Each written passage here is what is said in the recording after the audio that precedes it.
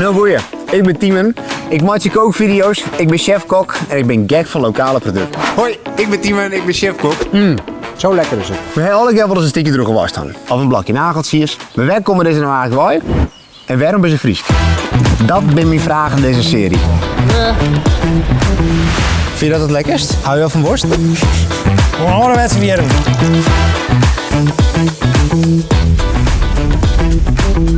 Ja, en dan vast je begon hier.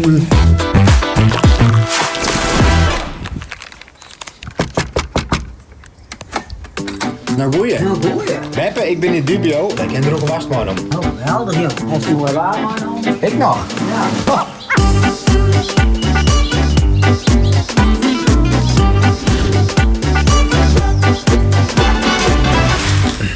Gaat Beppe ik van worst? Ik vind het wel lekker, hoor. Ja? Ja.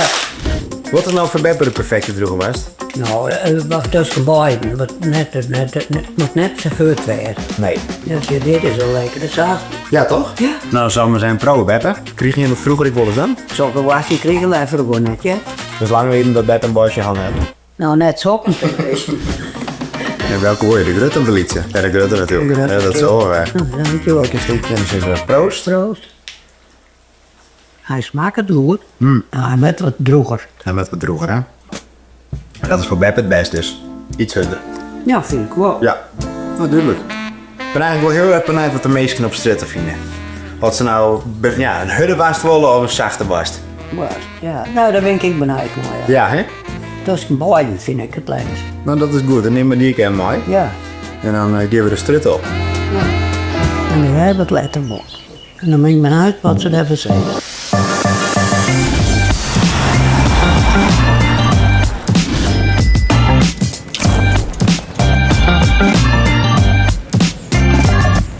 Doe het binnen in Workum. Mistetsi. Hier van de Elfsteden. Bekend van Jopie Huisman Museum. De merken en V-keuring. We zullen zijn weer wat de Workumer vindt van de droge wast. Wat maakt het voor jou de perfecte droge wast? En wat zit er nou in? Is een droge worst? Een droog wasje. Wat vies ervan? Ja, lekker. Ja? Lekker smeuig aan de binnenkant, knapperig aan de buitenkant. Ja. En het is ook wel een beetje. Ja, toch? Het is een droge wasgevoel. Het is een gevoel.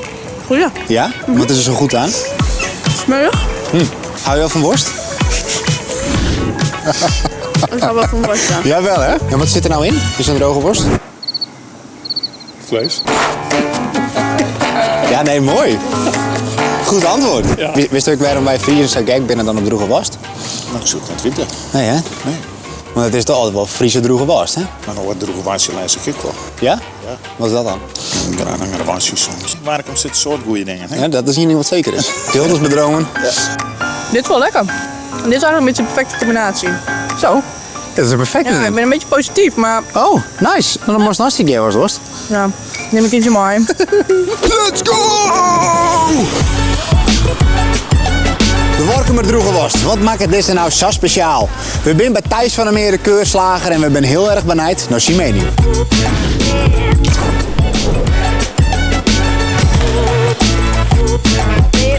Wat maakt het voor jou nou het perfecte worstje?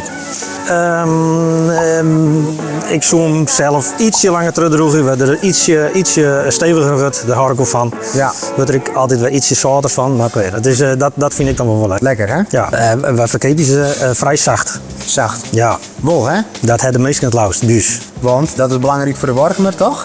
Dat is het belangrijkste, nou ja, workemers voor uw klanten. Ja, en die komen overal bij. Puur voor die wasje. Ja. Dat klinkt heel raar. Ja, nou ja. Mooi wasje Thijs. Ja, dat is het.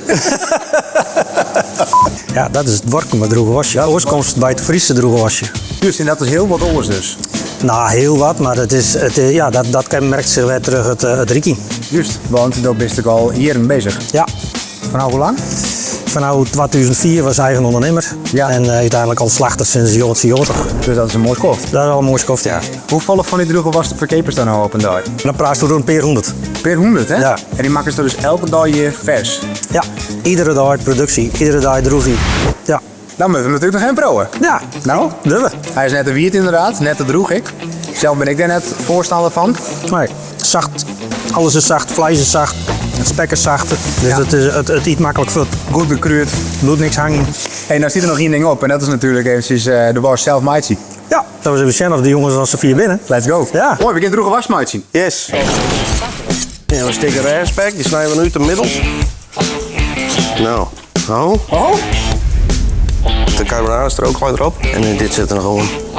En dat druist dus eigenlijk voor de droege was. Die gebruiken wij voor de worst. Gooi alles in de menger. Oké. Clipje dicht.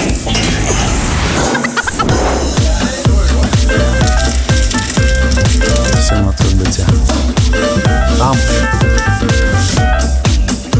Dat is mooi water. En die hebben we mee in. Draai in, slag je hem, draai we in terug. De lengte komt weer bekend voor. Ja? Ja. Dat dit van de aanlevering werd. Dit is het eindresultaat. Yes. Dit is weer een pro natuurlijk. Proost, hè? Proost. Nou, vis ervan. Ik vind het veel leuk. Goed zo. Proost de bedroegen was. Proost, neem maar een stukje. Ja, dat ook al. Lekker man.